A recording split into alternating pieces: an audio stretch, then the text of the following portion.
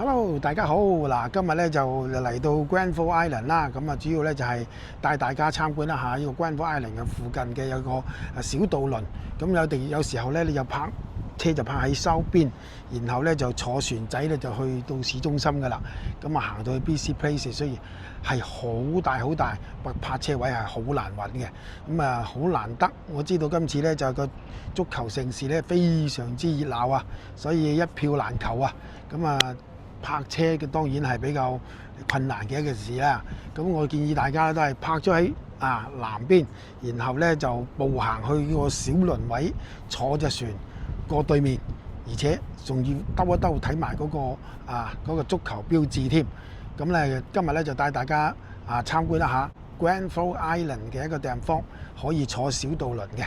咁呢個咧就係一個景點嚇，不妨過嚟打下卡。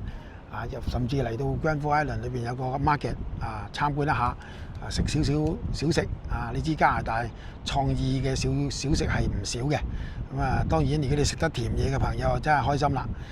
如果你唔食甜嘢嘅，食 pizza 都唔錯㗎，有啲薯條唔同嘅醬汁試一試加拿大地道嘅飲食。